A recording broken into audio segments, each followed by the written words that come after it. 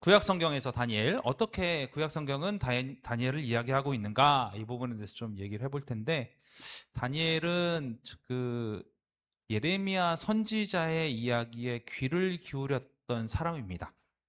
예레미야 선지자가 이스라엘 백성들에게 그 이야기했던 내용들은 뭐냐면, 포로가 될 것이다, 끌려갈 것이다, 하나님의 심판이 이스라엘 백성들에게 임하게 될 것이다, 이런 거였어요.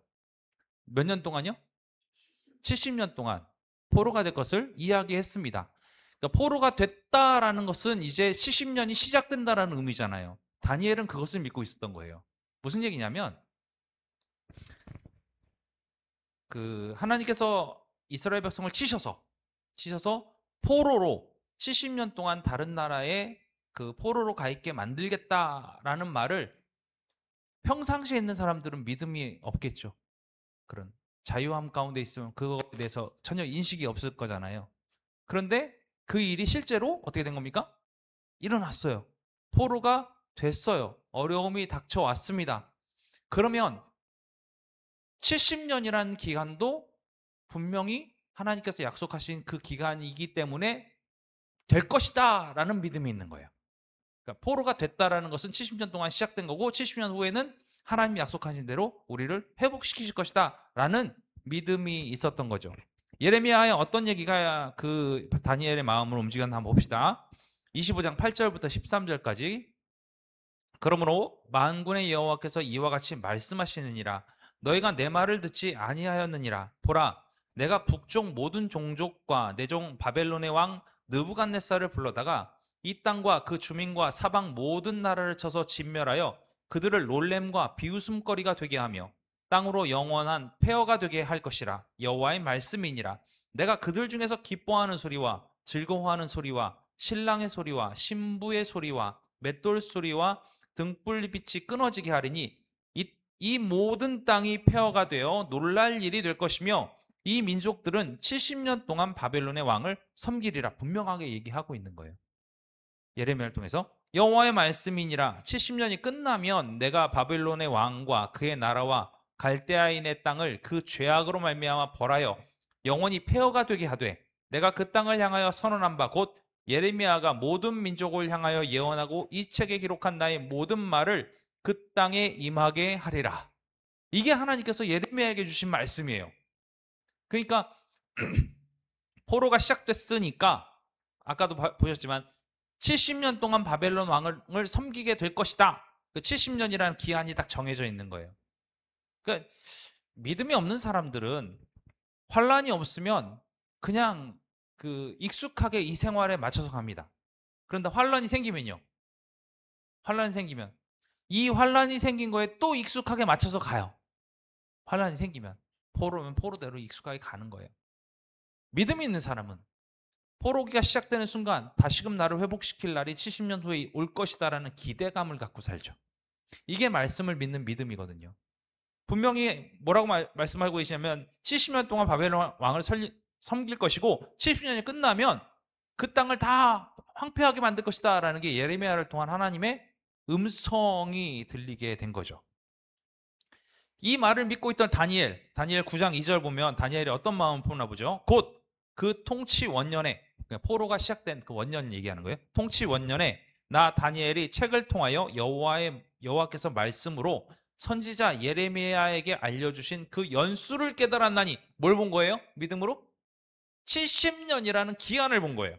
곧 예루살렘의 황폐함이 70년 만에 그치리라 하신 거니라. 이게 지금 뭐냐면, 내가 망하게 갈 거야가 아니라 70년 후에는 다시금 우리가 완성될 거야라는 미래지향적인 모습이 다니엘에게 있는 거예요. 역대하에는 어떻게 되나 볼까요? 역대하 36장 21절. 이에 토지가 황폐하여 땅이 안식력을 누림같이 안식하여 70년을 지냈으니 여호와께서 예레미야의 입으로 하신 말씀이 이루어졌더라. 이게 거꾸로 보면은요, 지금 여기 역대하에서는 그 이스라엘 백성의 땅을 황폐하고 황무지가 되고 다 무너진 땅처럼, 사막화된 땅처럼 표현하지 않고 뭐라고 얘기하고 있어요? 이 땅이 쉬었다. 하나님의 놀라우심 가운데 이 땅이 쉬게 되었다. 뭘 기대하는 말이죠? 더 이제 풍성함을 누릴 수 있게 되는 그 땅이 되겠다라는 것을 그 암시하는 말로 역대하는 또 얘기하고 있는 거예요. 그러니까 미래를 바라볼 줄 아는 삶, 이게 믿음의 삶이거든요. 지금 내 앞에 있는 삶이 아니라 다니엘이 이런 모습을 보였다라는 거예요.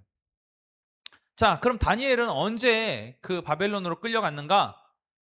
유다 왕 여호야김 3년, 즉 1차 바벨론 포로기 때 이제 끌려갑니다. 처음 끌려간 친구예요.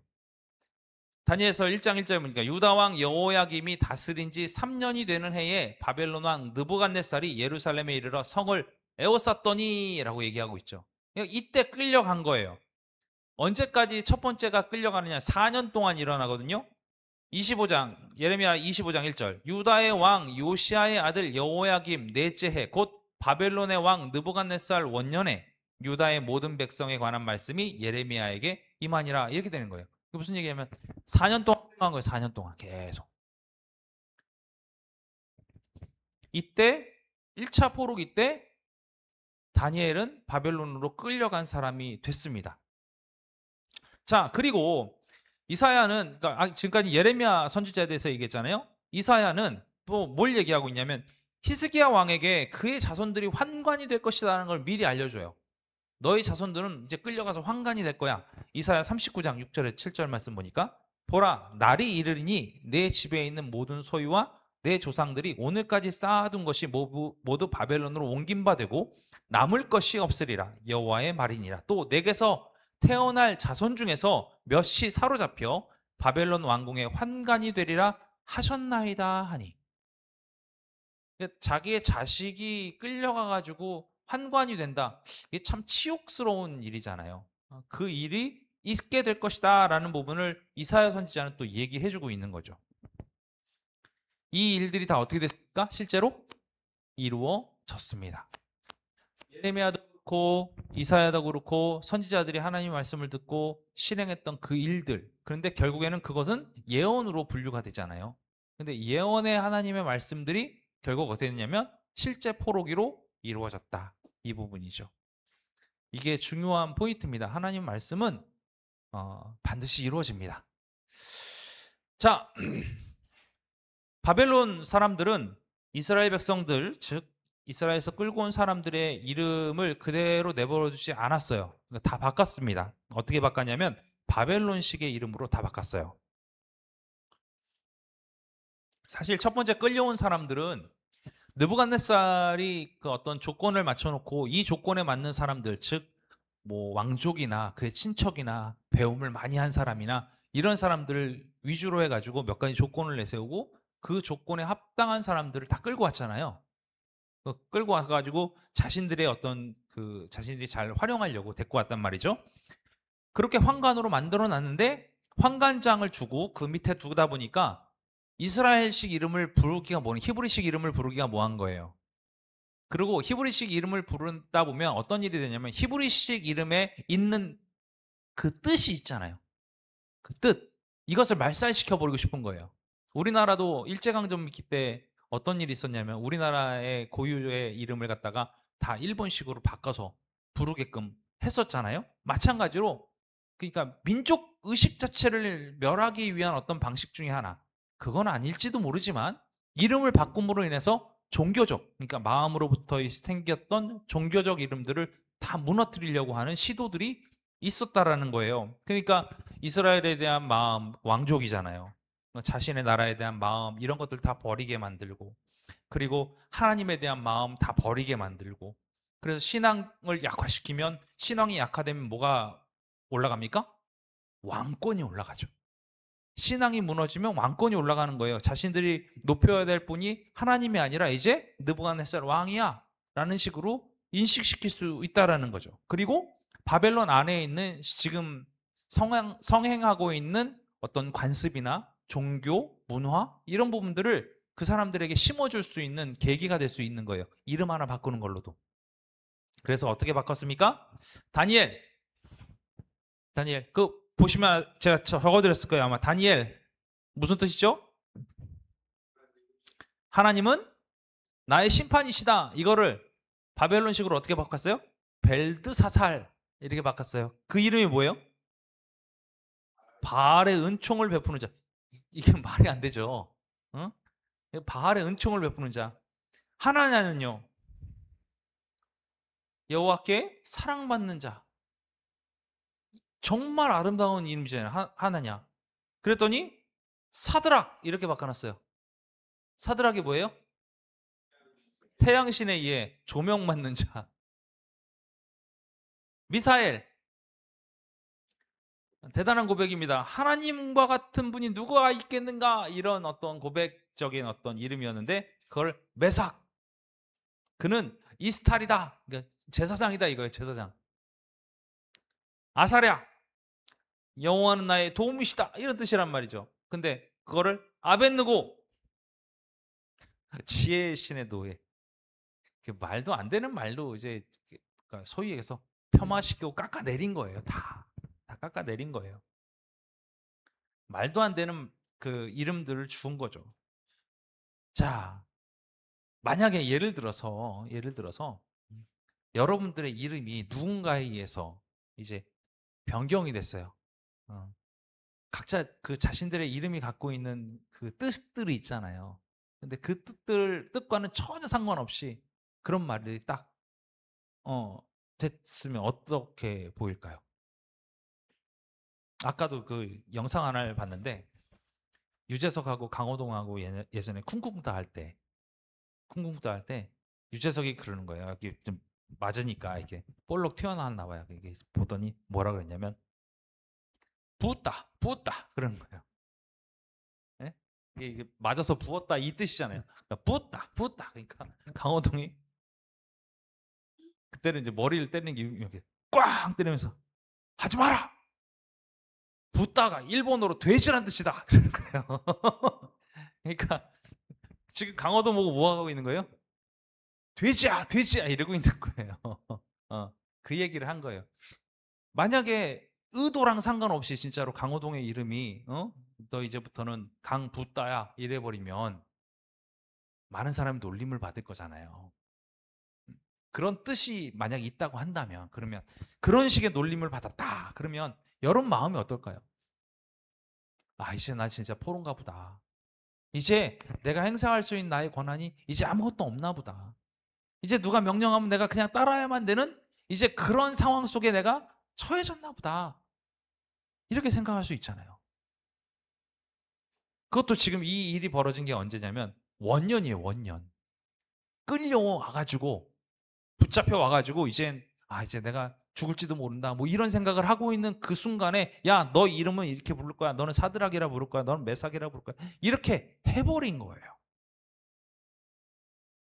마음이 무너질 것 같잖아요. 근데 우리가 성경에서 분명히 알고 있지만 이 다니엘과 세 친구는 신앙이 무너지지 않았어요. 인격이나 그 문화적인 뿌리까지를 흔들지를 못한 거예요. 그들이 갖고 있는 그 문화를 끝까지 갖고 있는 모습이 오늘 성경을 볼 수가 있는 거예요. 성경 안에서. 여러분, 형식적인 부분에서 우리가 좀 벗어날 필요가 있다고 얘기하는 부분이 뭐냐면 어떤 사람들은 이런 거에 되게 민감해가지고 막 난리가 나는 사람들도 있어요. 그런데 사실은 뭐 그 사람이 날 그렇게 부르던 그 사람이 나를 어떻게 생각하던 나는 하나님 앞에 어떻게 서 있는 사람인가? 나는 하나님과 어떻게 동행하고 있는 사람인가? 사실은 이게 더 중요하잖아요. 내가 하나님 앞에 정직하고 올바른 사람으로 서 있는가? 아니면 세상의 눈치를 보면서 살고 있는가? 이런 걸 우리가 생각해 볼 수 있는 거잖아요. 저는 이번에 이 다니엘에 대해서 공부를 하면서 제일 많이 봤던 부분이 바로 이 부분이에요. 나 같으면 어땠을까? 이런 생각을 해봤어요. 이런 형식적인 변화에 나도 막 분노하고 이제는 못 살아 이제 뭐 더 이상 못 살겠네. 나는 이제 될 대로 되라. 뭐 이런 식의 생각을 할까? 아니면 다니엘처럼 이 환란은 70년까지만 딱 끝나는 거니까 그 후에 또 우리가 마음을 품고 살아가야 되는가? 이거를 고민할까? 이 생각을 하게 됐어요. 여러분 어떻게 생각하세요? 끝까지 변질되지 않게 하나님 앞에 서 있는 모습으로 어떠한 상황이 온다 할지라도 믿음을 가지고 나아갈 수 있는 그런 믿음을 가지고 계시나요? 우리 스스로를 좀 봐야 될 것 같아. 왜? 외관상 보이는 상황들이 아니라 그 어떠한 상황이 온다 할지라도 믿음을 굳건히 붙잡는 삶. 이게 지금 다니엘의 이제 처음 나오는 이 부분에 대해서 우리가 좀 배울 만한 교훈이 아닌가 이렇게 생각을 합니다. 자, 다니엘은 바벨론 땅, 즉 이방인의 땅에 포로로 살고 있음에도 불구하고 그 안에서 바벨론 안에 있는 다니엘을 통해서 하나님을 나타내는 도구로 쓰여졌어요. 하나님을 나타내는 도구. 사실은 하나님께서 이스라엘 백성을 세운 이유가 뭡니까? 이스라엘 백성을 세운 이유. 아브라함 민족을 향해서 이스라엘 백성을 세운 이유가 뭐죠? 너희는 세계의 제사장 나라가 되고, 나는 너희 하나님이 되고. 이런 말씀하셨잖아요. 무슨 얘기예요? 하나님께서는 이스라엘 백성을 통해서 이 온 세계의 대표 민족으로 삼기를 원하셨어요. 하나님을 온전히 믿고 온전히 따르는 세계 주도적인 민족으로 이스라엘 민족이 되기를 강력히 바랬던 것이 하나님의 뜻이었어요. 그런데 어떤 일이 벌어졌습니까? 이 이스라엘 민족이 하나님을 배반하고 결국 하나님께서 계속 권면하고 참다가 더 이상 안 되겠다. 사실은 노아의 홍수 이후에 너희를 다시는 물로 심판하지 않겠다라는 어떤 징표가 없었으면 아마 구약 성경 내내 심판하고 아마 그러실 수도 있을 것 같아요. 그런데 그런 모습이 없거든요. 결국에는 이스라엘 민족이 불순종했기 때문에 우상배했기 때문에 그들이 하나님을 떠났기 때문에 하나님께서 갖고 있는 계획들, 그 계획들을 이스라엘 백성 스스로가 다 걷어차 버렸기 때문에 결국에는 이 전 세계를 통치하는 통치권을 이스라엘에서 바벨론으로 하나님께서 옮기시는 사건이 이 포로기 사건인 거예요. 그러면 옮겼습니다. 이제 이스라엘 백성은 이제 완전히 소위 말해서 하나님의 손아귀에서 떨어진 백성이냐? 그게 아니라 하나님께서 처음 택하신 그 민족을 지금 이 땅 위에 옮기셔서 바벨론이라는 땅에 옮기셔서 심판하고 계시지만 그럼에도 불구하고 하나님의 주권 가운데 있는 이스라엘 백성 그걸 놓지 않고 계시다는 걸 보여주고 싶으신 거예요. 이스라엘 백성이 내가 이제 이런 심판 속에 있으니까 나 포기 이제 하나님 안 믿어 이제 뭐 아무것도 없어 이렇게 얘기하는 게 아니라 바벨론이 그 섬기고 있는 신들 잘 섬기고 여기서 잘 먹고 잘 살면 되지 라고 생각하는 게 아니라 그 땅에 옮겨져 있는 이스라엘 백성이지만 하나님의 주권이 끝까지 그들을 붙잡고 있는 것을 그 땅 안에서 드러내시기를 원하셨다는 거예요. 그래서 한시적으로나마 옮겨 놓으신 거다 이 얘기죠. 그래서 그 도구로 누구를 사용했냐? 다니엘을 사용을 했다라는 거죠. 그래서 다니엘은 말도 안 되는 초자연적인 언어까지 사용해요. 이거 기억하시죠? 말도 안 되는 글씨가 나왔잖아요. 알아볼 수 없는 글씨가 나왔어요. 근데 그거를 다니엘은 어떻게 합니까? 자연스럽게 해석하는 거예요. 자연스럽게. 말도 안 되는 그 글씨인데도 불구하고 그게 자연스러운 해석으로 이루어지게끔 만들어 놓은 거죠. 그 소식이 왕궁 안에만 있을까요? 아니요. 다 퍼지는 거예요. 야, 이스라엘 백성, 유다 백성인데 그 백성 중에 다니엘이라는 사람이 있는데 이 사람이 왕이 도저히 풀지 못하는 것도 하나님의 영감을 통해서 다 풀어내고 예언하더라. 야, 하나님 살아계시구나. 하나님 살아계시구나. 우리를 그냥 내버려 둔 게 아니라 우리를 끝까지 지금도 붙잡고 계시구나 라는 것을 밑에 있는 어떤 사람들의 어떤 그룹 속에서 만든 게 아니라 왕궁 안에 있는 다니엘을 통해서 선포케 하시는 거예요. 많은 사람들이 보게 하는 거예요. 다니엘의 하나님의 능력에 붙들려 가지고 참 신기한 방법으로 말하게끔 하고 그리고 그 가운데 그것들이 계속 왕궁에서 소문으로 퍼져나가게끔 만들어서 이스라엘 백성이 비록 지금 포로기로 잡혀와 가지고 어려움과 괴로움을 당하고 있지만 그 가운데서도 하나님 살아계셔서 끝까지 다니엘을 통해서 이 땅 안에서도 역사하고 계시구나라는 것을 보여주고 있는 거예요. 이게 다니엘의 진짜 중요한 포인트입니다. 그러니까 믿음을 내려놓지 못하게 만드는 어떠한 도구로 다니엘을 쓰고 있는 거예요. 끝까지 붙잡고 있는 거죠. 아, 하나님 살아계시구나. 하나님 살아계시구나. 그래서 다니엘은 어떻게 합니까? 다니엘은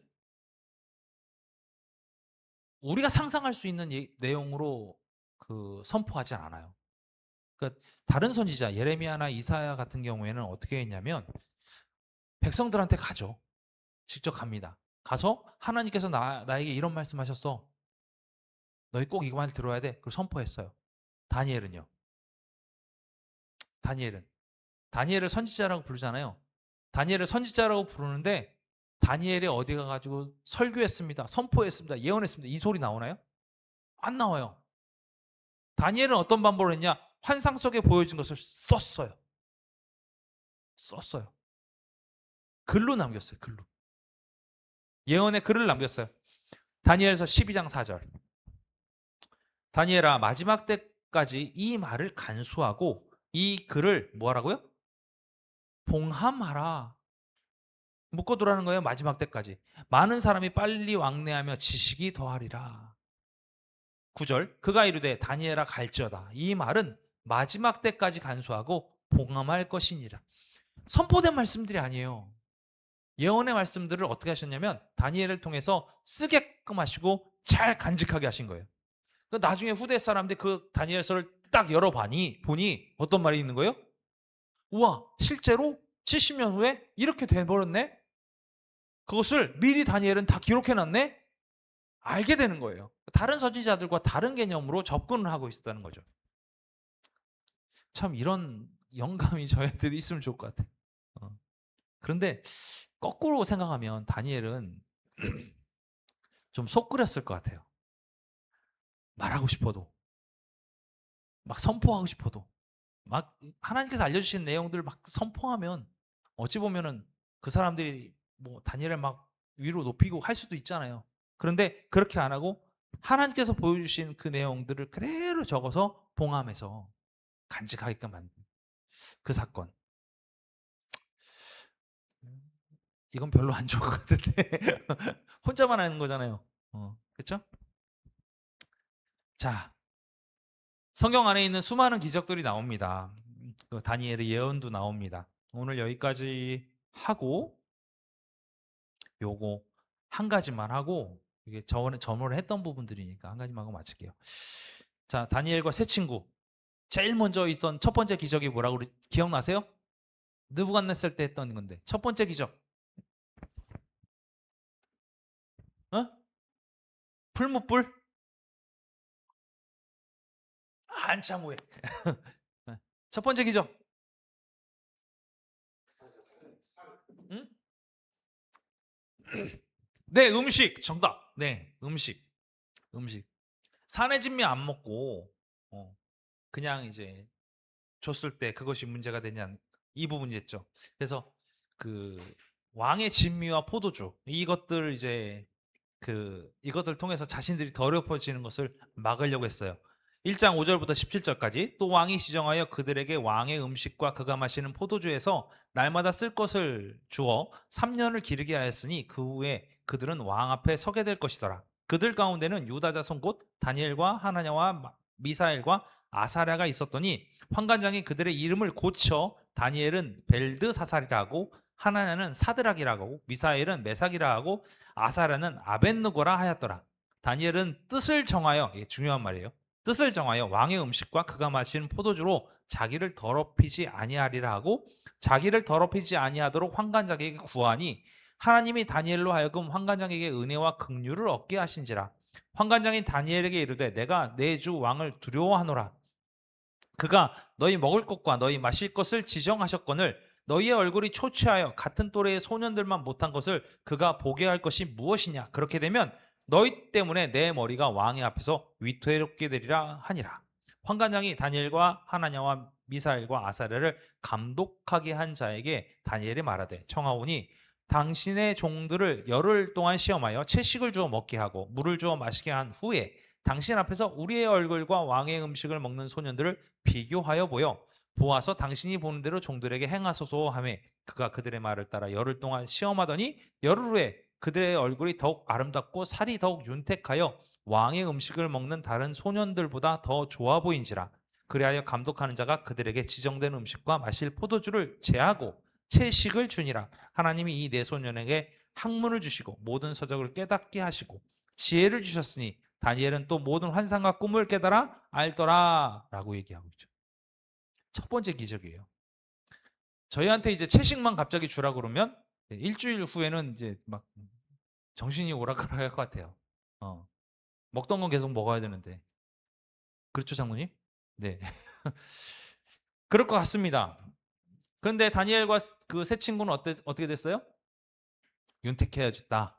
그 얘기를 하고 있어요. 식물하고 물만 먹었는데. 심지어 그들의 총명이 훨씬 더 월등했다라고 얘기하고 있죠. 대단한 겁니다. 1장 20절에도 이 내용들이 나와요. 왕이 그들에게 모든 일을 묻는 중에 그 지혜와 총명이 온 나라 박수와 술객보다 10배나 나온 줄을 아니라. 그러니까 그 당시 그 나라에서 제일 머리 좋다고 하는 사람들보다 훨씬 지혜로운 사람들이 지금 채식만 한 다니엘과 세 친구가 더 뛰어난 지혜를 갖고 있었다라고 성경은 얘기하고 있습니다. 놀랍지 않나요? 우리한테 좀 이런 거 있으면 좋을 것 같은데 참 그게 안 되는 것 같습니다. 자, 오늘은 여기까지 보게 될 건데 보고요. 다음 주에는 어, 왕과 다니엘 사이에 있었던 뭐 꿈을 해석하는 부분들, 뭐 이런 부분들, 다니엘이 환상을 보는 부분들, 이런 부분들 좀 저희가 쭉 볼 거예요. 말씀드린 대로 네, 방학은 그날 하고요. 네, 너무 방학은 그날 할게요. 네, 네, 아까 정해진 날에 할게요. 요나까지 하고 싶었는데 안 될 것 같아요. 그래서 조금씩 나가고요. 나가서 저희 안에 좀 중요한 것들을 좀 챙겼으면 좋겠습니다. 오늘 어떤 게 좀 마음에 오실지 모르겠는데 저는 제일 마음에 왔던 게 뭐냐면 상황에 따라서 일비하는 사람들과 그 상황을 뛰어넘어서 믿음의 눈으로 바라보는 사람들의 삶. 이 삶은 완전히 다른 삶인 것 같아요. 그냥 하루 좋고 하루 나쁘고 그냥 감정에 휩싸여서 혹은 어떤 상황 때문에 매몰돼서 힘들고 어렵게 사는 그 모습들보다는 믿음을 가지고 하나님께서 말씀하신 내용들을 붙잡고 사는 삶. 이 삶이 참 아름다운 삶인 것 같거든요. 우리가 쫓아가야 되는 오늘 다니엘을 통해서 우리가 바라볼 것은 다니엘이 가진 것처럼 대단한 지혜가 있고 다니엘이 가진 것처럼 놀라운 예언의 능력이 있는 것을 우리가 부러워하고 그들의 어떤 신앙적인 모습들에 우리가 어떤 와 대단한 사람들 이렇게 얘기하는 것보다 그가 처한 상황 가운데서도 다니엘에 바라봤던 시선들 예레미야의 예언을 확고부동하게 붙잡았던 그 믿음들 자신의 이름들이 바뀌어 나가는 가운데에서도 자신을 더럽히지 않기 위해서 끝까지 붙잡았던 그 모습들, 이 모습들이 우리들의 모습이 좀 되었으면 좋겠다라는 생각을 이번 시간에 좀 해보았습니다. 하루하루 계속해서 바뀌는 상황들이 있어요. 근데 거기에 휩싸이지 말고 이 모든 것을 계획하시고 이끌어 가신 하나님을 붙잡고 오늘 하루도 잘 살아낼 수 있는 그리고 한 주간도 잘 보낼 수 있는 그런 우리들이 되었으면 좋겠습니다. 자, 기도하겠습니다. 하나님 감사합니다. 다니엘을 통해서 우리가 많은 것을 봅니다. 어찌 보면 대단한 믿음의 모습들 그리고 선지자의 그 놀라운 예언자적 모습들 이 모습들을 우리가 바라봅니다. 그러나 주님, 우리가 그런 모습들에 먼저 현혹되지 않게 주님 도와주시옵소서. 우리가 온전히 주님을 향한 마음으로 다니엘서를 바라보게 하셔서 다니엘이 어떠한 상황에 처해 있든 하나님께서 우리에게 주신 그 말씀을 붙들고 나아가는 그 모습들이 우리에게 큰 영감을 주게끔 인도하여 주셔서 우리도 말씀 붙잡고 온전히 우리에게 주시는 그 놀라운 하나님의 그 놀라운 말씀을 믿음으로 붙잡고 나갈 수 있는 힘과 능력을 부어 주시옵소서. 세상의 많은 것들이 우리를 더럽히고자 드러냅니다. 그러나 그 가운데서도 하나님 마음을 붙잡고 걸어갈 수 있는 우리들 되게 하여 주시사 우리들의 심령이 우리들의 신앙이 세상의 문화와 세상의 것들로 더럽혀지지 않게 주님 인도하시고 주님의 놀라우심 가운데 승리하는 우리들의 삶이 되도록 인도하여 주시옵소서. 늘 감사드리며 예수 그리스도 이름으로 기도합니다. 아멘. 주기도문 하시겠습니다. 하늘에 계신 우리 아버지여, 이름이 거룩히 여김을 받으시오며 나라가 임하옵시며 뜻이 하늘에서 이루어진 것 같이 땅에서도 이루어지이다. 오늘 우리에게 일용할 양식을 주시옵고 우리가 우리에게 죄 지은 자를 사하여 준 것 같이 우리 죄를 사하여 주시옵고 우리를 시험에 들게 하지 마시옵고 다만 악에서 구하시옵소서. 나라와 권세와 영광이 아버지께 영원히 있사옵나이다. 아멘.